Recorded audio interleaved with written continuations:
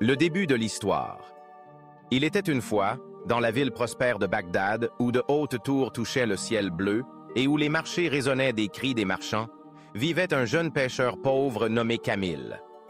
Orphelin depuis l'enfance, Camille jetait chaque jour ses filets dans le Tigre, espérant attraper assez de poissons pour les échanger contre un peu de pain sec et quelques pièces de cuivre. Mais le destin était cruel. Pendant plusieurs semaines, ses filets revenaient presque vides. Un soir, alors que le soleil rouge s'enfonçait derrière les montagnes lointaines, Camille décida de lancer son filet une dernière fois. Lorsqu'il le tira, il était lourd, non pas de poisson, mais d'un vieux vase en bronze, scellé par un couvercle de plomb. Des inscriptions étranges serpentaient sur son corps. Camille soupira. « Le destin se joue de moi. Pas de poisson, seulement ce vase rouillé. Peut-être pourrais-je le vendre pour quelques pièces. » Il le posa sur la rive et tenta de soulever le couvercle avec son couteau. Soudain, une épaisse fumée noire jaillit, tourbillonna dans le ciel et prit la forme d'un gigantesque démon, aux yeux rouges comme des braises ardentes. Le géant rugit. « Mortel, tu m'as libéré après des siècles d'emprisonnement. Mais par serment, je dois tuer celui qui ouvre le vase, afin de venger ma captivité. » Tremblant, Camille balbutia. « Je t'ai sauvé.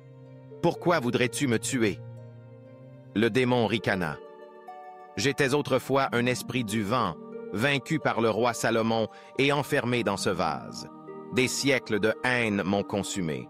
Celui qui me libère doit devenir mon sacrifice. » L'intelligence du pêcheur Camille comprit qu'il ne pouvait lutter contre une telle puissance, mais la ruse pouvait le sauver. Feignant de rire, il dit « Tu prétends avoir été enfermé dans ce petit vase? Tu es bien trop immense pour y être jamais entré. » Le démon, orgueilleux, gronda « Tu doutes de moi? Regarde !» Il se transforma aussitôt en fumée et se glissa de nouveau dans le vase. À cet instant, Camille referma vivement le couvercle et le scella avec une pierre. Le démon hurla de l'intérieur. « Misérable mortel!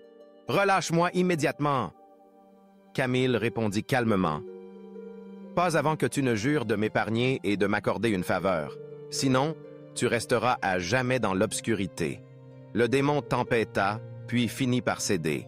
« Soit. Je jure par les esprits du désert. Si tu me libères, je ne te ferai aucun mal et je t'accorderai une récompense. » Camille ouvrit de nouveau le vase.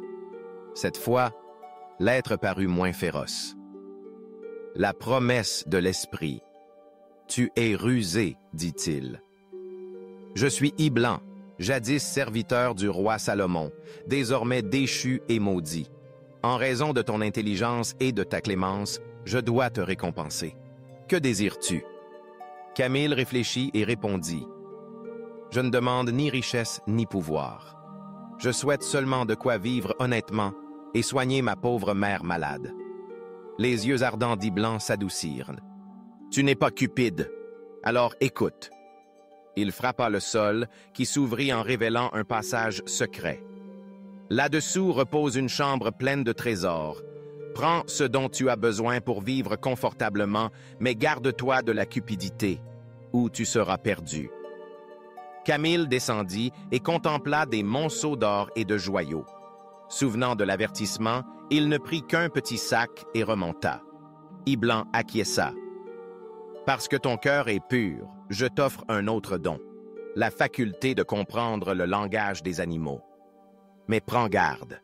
Si tu révèles ce secret, tu le perdras à jamais. » À ces mots, Iblan disparut dans le vent du désert. Une nouvelle vie. Dès ce jour, la vie de Camille changea. Avec l'or, il acheta une maison, soigna sa mère et ouvrit une boutique de poissons. Grâce à son don, il savait quand et où jeter ses filets, et sa renommée grandit.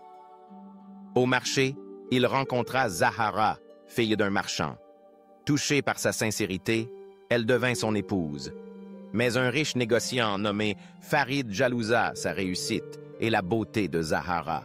Il complota contre lui.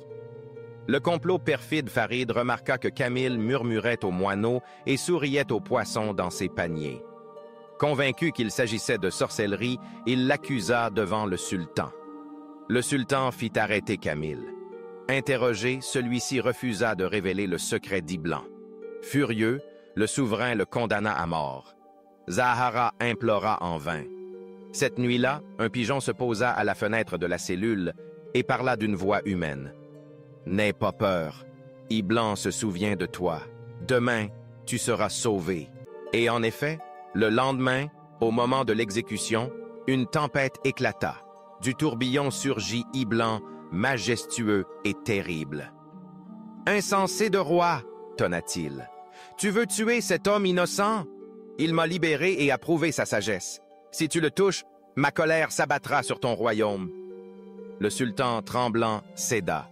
Mais il dit, « Si tu es vraiment innocent, prouve ton honnêteté devant tous. » Le secret révélé, Camille s'inclina et raconta toute l'histoire. La découverte du vase, l'esprit libéré et le don reçu. Le peuple s'émerveilla, mais le sultan fronça les sourcils. « Ce pouvoir est dangereux. Entre de mauvaises mains, il sèmerait le chaos. » Iblan déclara, « Alors je reprends ce don, afin que les hommes ne se méfient pas, mais je lui laisse ma bénédiction. Une longue vie, la prospérité et une nombreuse descendance. » Ainsi, Camille perdit son pouvoir. Pourtant, son cœur resta en paix. Avec Zahara, il éleva ses enfants, vécut honnêtement et gagna le respect de tous. Farid, quant à lui, fut démasqué et puni. Épilogue. On raconte que le vase en bronze erre encore le long des rivières, attendant une autre main pour l'ouvrir. Mais l'histoire de Camille demeure une leçon éternelle. La cupidité mène à la ruine, mais l'humilité et la sagesse ouvrent les portes du miracle.